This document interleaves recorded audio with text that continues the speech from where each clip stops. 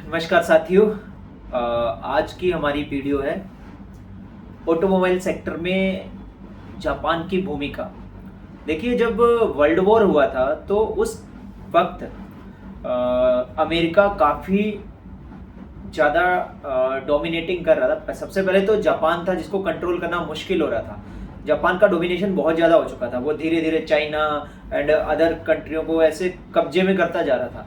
इतने अत्याचार बढ़ चुके थे, तब जाके मजबूर होकर अमेरिका ने हिरोशिमा नागासाकी के ऊपर बॉम्ब ब्लास्ट किया, जिसको लिटिल बॉम्ब बोलते हैं। वो उस बॉम्ब के ऊपर उसके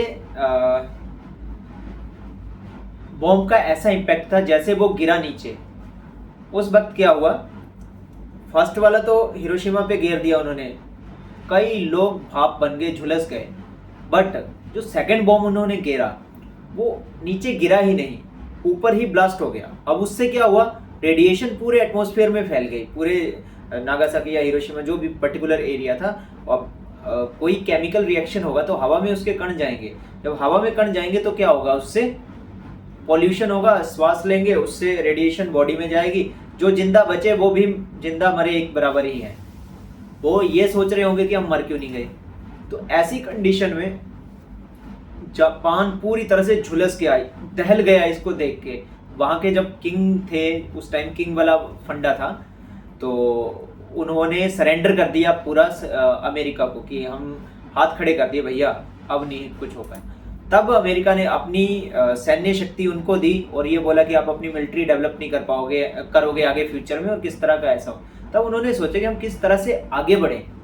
फिर उन्होंने कुछ कल्चरल चीज़ें अपने ब्लड में रचा ली, जैसे छल कपट, ये सब चीज़ें छोड़ के अपने खुद को डेवलप करना शुरू किया। उन्होंने फर्स्ट टारगेट किया इकोनॉमी को स्ट्रॉन्ग करने का। उन्होंने ऑटोमोबाइल्स को बूस्ट किया। सबसे पहला टोयोटा कंपनी है, उन्होंने टीपीएम डेवलप किया, Toyota production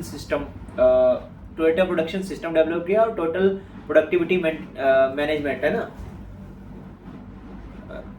total productive maintenance, sorry. तो इन चीज़ों को डेवलप किया उन्होंने धीरे धीरे। कन्वेयर सिस्टम्स, लाइन बैलेंसिंग, इन सब चीज़ों को लेके आए। गाड़ी कैसे बनती है, लाइन पे गाड़ी कैसे बनती है, प्रोडक्शन मैन्युफैक्चरिंग कैसे होती है, उस सेक्टर में उन्होंने इतनी स्टडी करी कि जापान हब बन गया ऑटोमोबाइल्स का।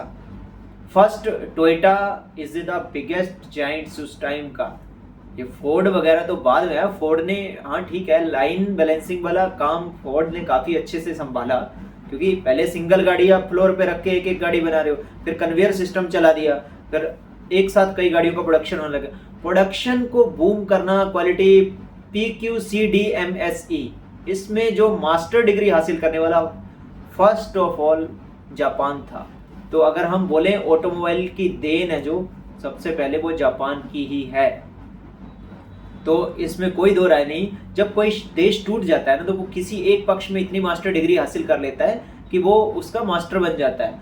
तो सेम जब आर्थिक रूप से उभर के जापान बाहर आया, तो उसकी टेक्नोलॉजी को बाकी लोग फॉलो करने लगे, जापानी लोगों की वैल्यूज बढ़ने लगी।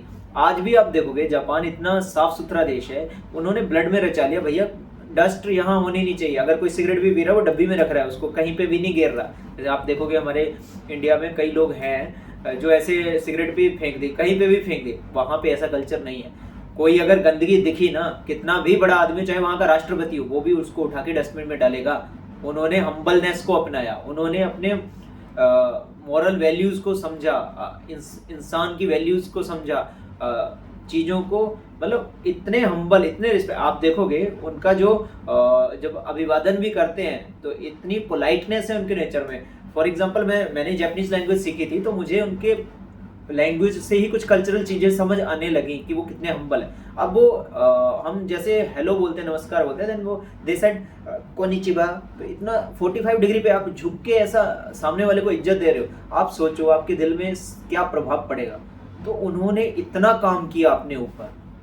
तो ये जो चीज़ें है ना, जहाँ पे कोई अच्छी चीज़ दिखे उस चीज़ को प्लीज़ अपनाना है, नो मैटर कहाँ पे हो आप। कई बार बोलते हैं ना हम, यार सोसाइटी सही नहीं है या क्या चीज़ें सही नहीं है।